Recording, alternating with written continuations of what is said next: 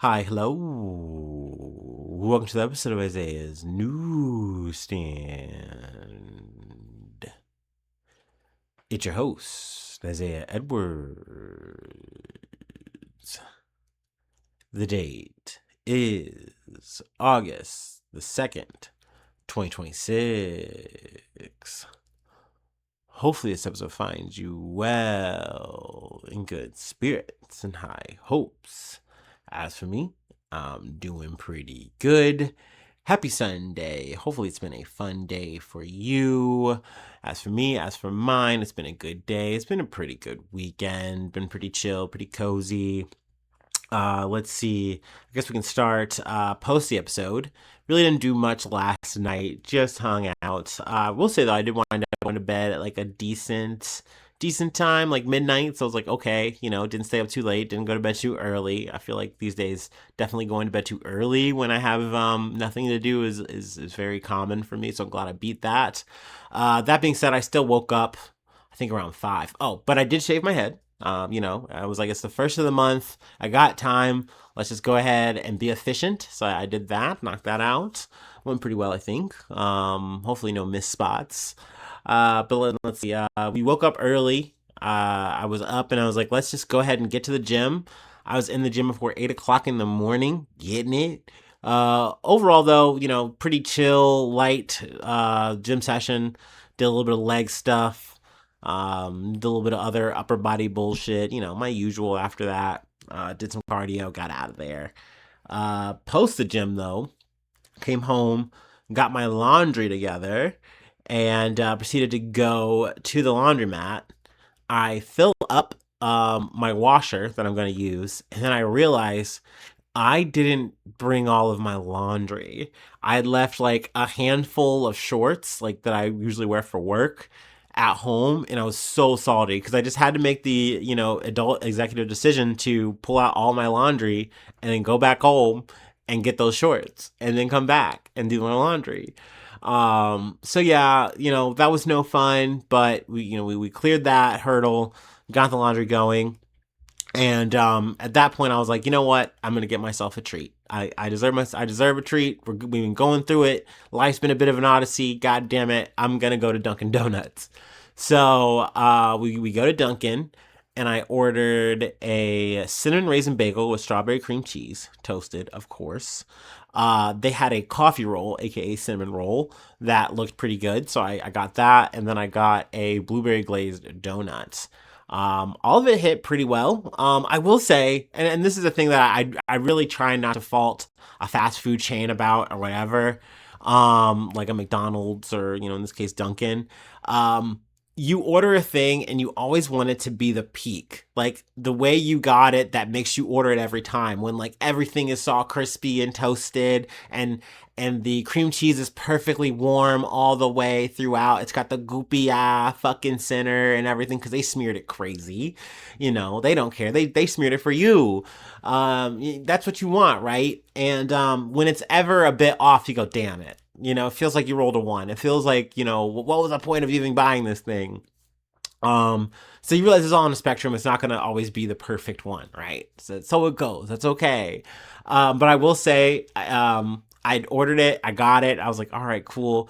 And it was toasted, but it was still too cold. Like the cream cheese was still too cold. I was like, hey, whatever. I ate it all up, scarfed it all down. I will say the cinnamon roll was better than I expected. I kind of expected just for the look of it that I was not going to be giving, very yummy, but it was good. It hit. And then, the blueberry glazed donut that I get is kind of like that's my favorite donut. They never fuck that up, so it's always like to me perfect. So I love getting that. I will say, sans a coffee, I just got like a cup of water. That was like $6, which in these trying times, like getting a breakfast for $6, shit. That is why we fuck with you, Duncan. That is why we roll with you. So yeah, that was my little breakfast, little snack there, little food corner for you. But yeah, we get back, we do laundry, get that all done. By the time I get home, everything done, folded, I'm pooped. I'm tired. So I proceed to take a nap, get a good little rest in there. Um, get up, get some stories together. And then I did get to talk to my beautiful, wonderful girlfriend. She's currently on vacation. I mentioned earlier in the week. So it was nice for us. Like we've been, texting and whatnot, but nice to, actually have a nice little chit chat. So yeah, I'll miss her. But yeah, that has been my day. We are now ready to yap about some news. I will say this is all pretty sad news, unfortunately. It's a lot of death. Death in every article. So it goes. That's kind of the nature of the biz sometimes. But yeah, let's go ahead and do our startup and we'll get into the news.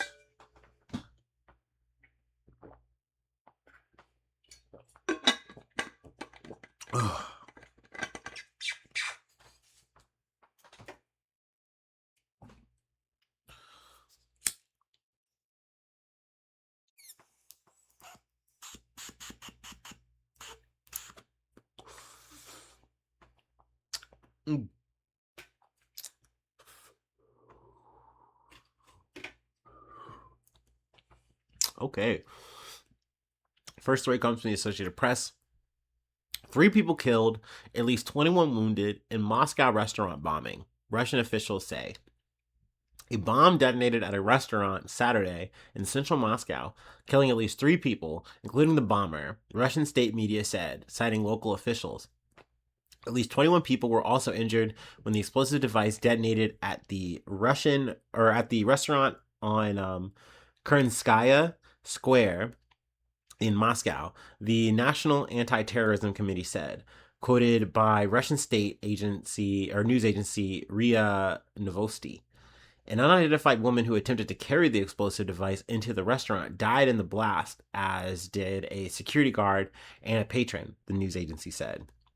RIA Novosti reported the woman attempted to smuggle the bomb into the establishment, but the security guard refused to let her in before the bomb exploded.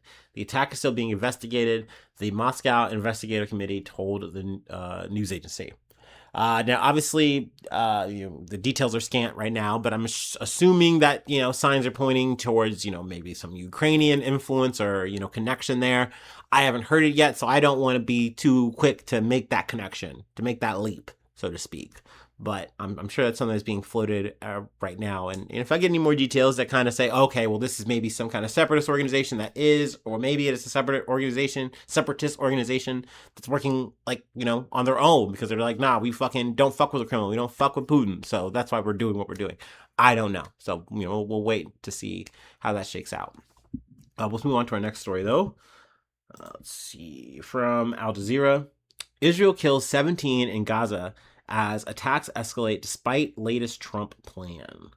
Israeli forces have killed at least 17 Palestinians in Gaza, despite United States President Donald Trump announcing a plan he describes as a monumental step towards peace and security in the shattered enclave.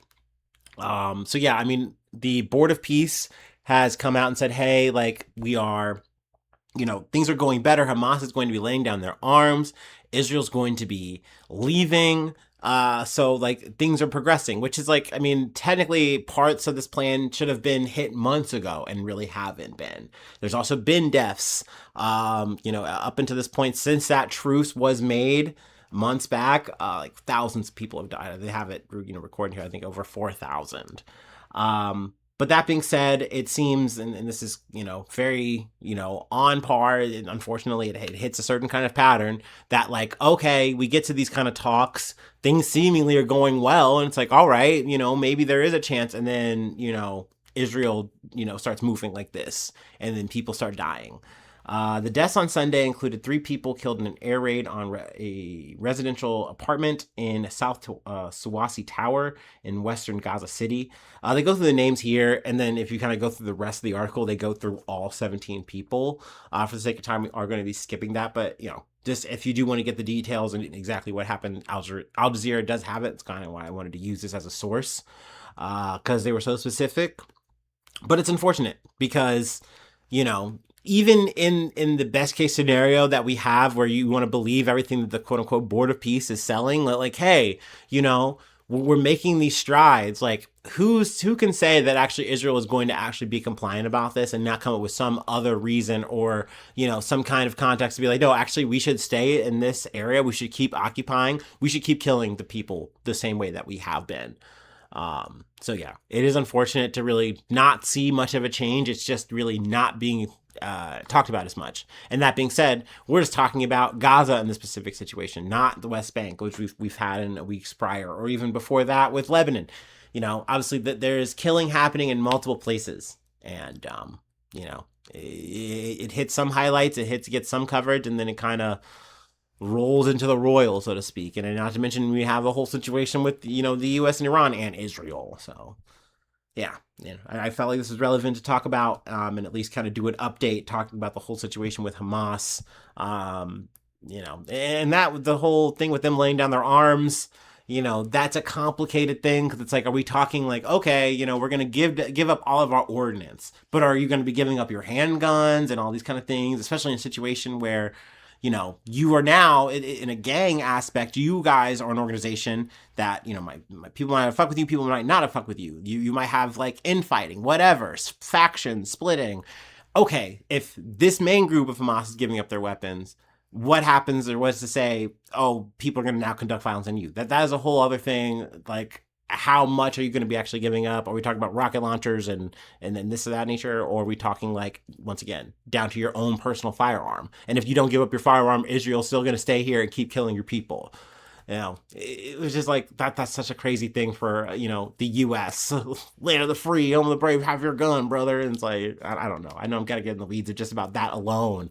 But these are all points on this whole policy that are making and breaking this whole occupation, according to, Israel and the powers that be. So it is worth discussing it from time to time, right? Anyway, let's move on. Let's see. Speaking of shootings in America, from CBS News. Idaho In-N-Out gunman died by gunshot wound after killing 3, wounding 7, Twin Falls police say.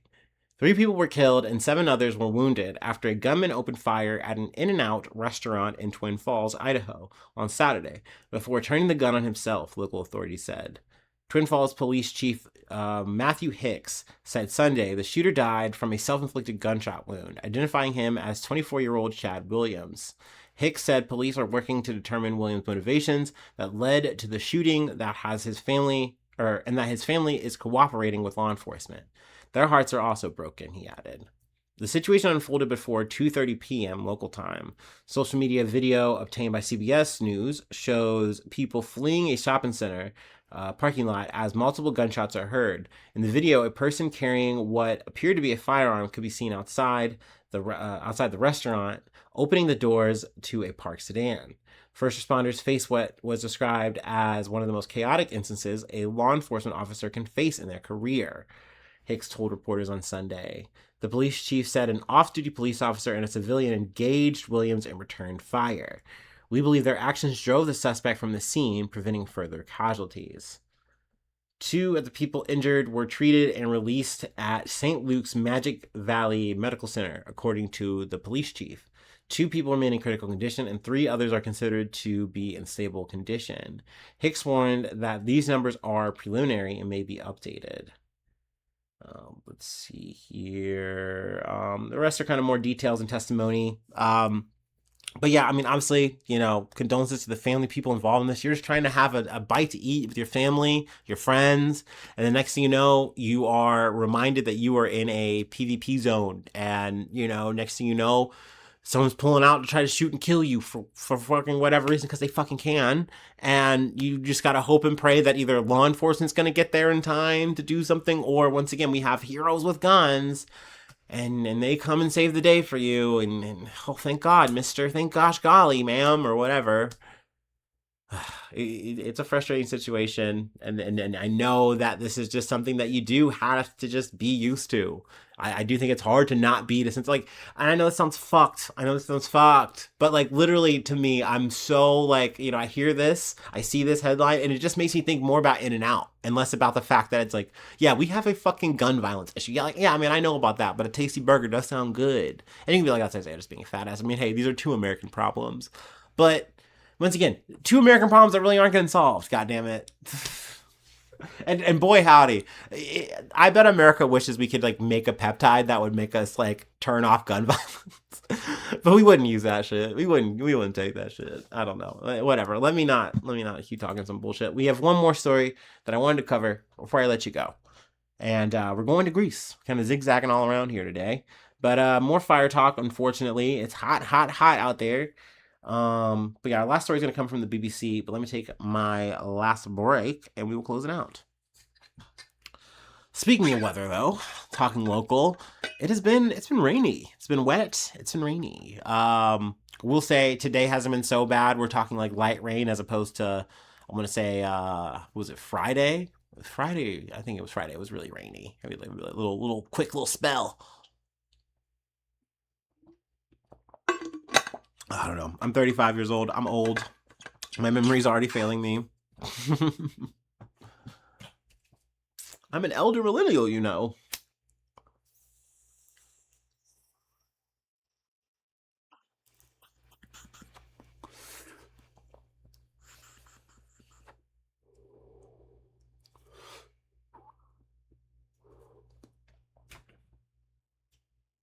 All right. Two killed after firefighting helicopters collide in Greece. A British pilot survives. Two crew have died after two firefighting helicopters collided in Greece. A British pilot and a Greek crew member survived the crash and have been taken to hospital for treatment. Oh, Greek Prime Minister Kyriakos Misostakis shared his condolences and his deepest sorrow following the incident. The two people were killed were a Danish pilot and a Greek fire station liaison officer. The collision happened in Pathatha. Oh, I'm sure I'm fucking that up, but Pathatha. I'm trying that again. A coastal area west of Athens. Greece is one of several European countries suffering wildfires. High winds are likely to be behind the fires. Rapid growth, says our weather presenter. Earlier on Sunday, Mitsotakis had said that the country is facing extreme weather conditions and warned of extremely difficult days ahead. So yeah, uh, along with the prime minister, I also say condolences. It's very sad.